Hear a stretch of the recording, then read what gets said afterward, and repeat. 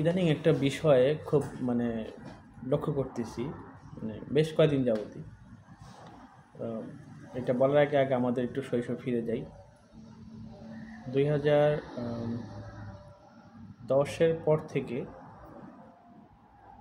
2005-এর পর থেকে আমরা 2012-13 পর্যন্ত নিজ এলাকায় থাকতে পেরেছিলাম, কারণ 12-র পরেই আমার চাকরি হয়ে যায়, চাকরিতে চলে আসি।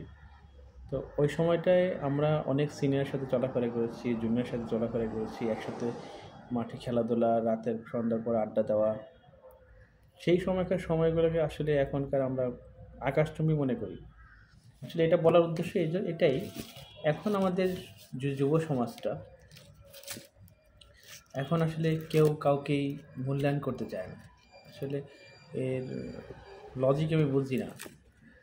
জুনিয়র সিনিয়রকে সম্মান করবে, সিনিয়র জুনিয়রকে স্নেহ করবে, এটাই তো স্বাভাবিক বিষয়, তাই না? বড় ভাই ছোটো ভাইকে শাসন করবে, ছোটো ভাই বড় ভাইকে আদব দেখাবে, শ্রদ্ধা করবে, এটাই তো। কিন্তু এখনকার সিচুয়েশন পুরো উল্টা। সিনিয়ররা জুনিয়রদেরকে সম্মান করে এখন, আর সিনিয়ররা ভয় থাকে কখন জুনিয়র সামনে না পড়ে যায়, কী জানে মান সম্মান চলে যায়। আমরা যখন ছোট ছিলাম তখন আমাদের সিনিয়ররা যদি একসাথে বসে থাকতো, বসা অনুমতি, ভাই এখানে বসতে পারবো আপনার সাথে, বা তারা কোনো পার্সোনাল কথা বললে, বা যদি মুখের ভাষাও যদি মিস্টেক হয়ে যেত কোনো ওয়ার্ড, তারা বলতো এই তোরা শুনিস না কিন্তু, সরি হ্যাঁ। এখনকার বিষয়গুলো কেমন যেন, একজন আগে মা বাপ তুলে গালাগালি করতেছে, আর কিসব বিশ্রী গালাগালি যেগুলো আসলে মুখে আমরা কোনোদিন কল্পনা করিনি, হ্যাঁ, যে এইসব গালাগালি বন্ধুকে দেওয়া যায়।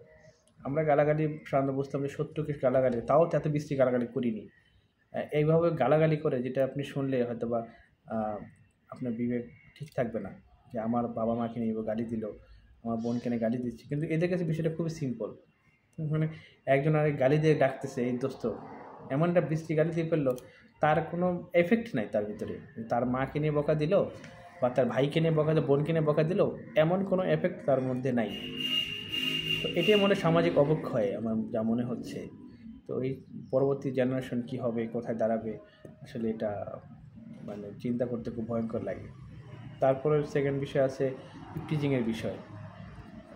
রাস্তায় একটা মেয়ে একা হেঁটে গেলে 4-5 জন ছেলে ইপটিজিং করতেছে, সরাসরি না, ইনডাইরেক্টলি। এবং ফোনে, কানে ফোন নিয়ে হ্যাঁ এটা সেটা, এমন না তেমন না, বা তাকে ডাইরেক্টলি বলতেছে, মেয়েটার লজ্জায় ভয়ে কিছু বলতে পারে না। আবার অনেক মেয়েও আছে 4-5 একটা ছেলে হেঁটে গেলে তার অন্যভাবে তাকায়। তো এগুলো থেকে ফিরে আসো ভাই, তোমাদের এখন উজ্জ্বল ভবিষ্যৎ সামনে, তোমরা অনেক দূর আগাবে। এমন একটা অকারেন্স জড়ায় যাবে যেটাতে তোমার ভবিষ্যৎ ক্যারিয়ার ধ্বংস হয়ে যাবে। তো এটা আসলে তখন তুমি সাফার করবা। একটা সময় যে আমাদের এইভাবে কেউ বোঝায়নি, হ্যাঁ, যে তোমার জীবনে গোল কী, তুমি কী করতে চাও, লেখাপড়ার মর্ম কী, বা কী আসে বিষয়, এগুলো আমাদের কেউ বোঝায়নি। যার কারণে যতটুকু আছে এই পর্যন্ত আসছি, আলহামদুলিল্লাহ, বাবা মার দোয়া, কারোর সাথে খারাপ ব্যবহার করিনি, কারো কোনো ক্ষতি করিনি, সবার দোয়া ছিল, ভালোবাসা ছিল সবার আমাদের প্রতি, বিধে এই পর্যন্ত আসতে পারছি।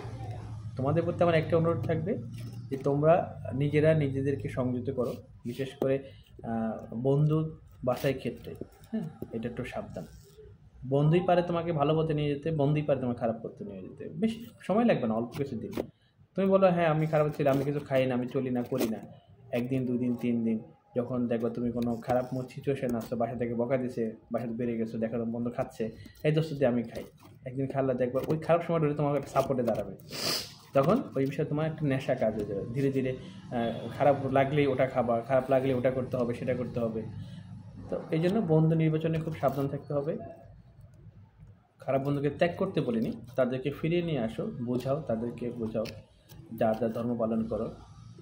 আশা করি আমার কথাগুলো যদি কারো উপকার এসে থাকে, তাতে আমি সফল, তাতে আমি নিজেকে গর্বিত মনে করি, আমার কথাগুলো কারো উপকারে আসছে একটু বিন্দু হলেও। সবার জন্য দোয়া রইল, আমার জন্য সবাই দোয়া করবে। থ্যাংক ইউ, ভালো থাকো, আল্লাহ হাফেজ।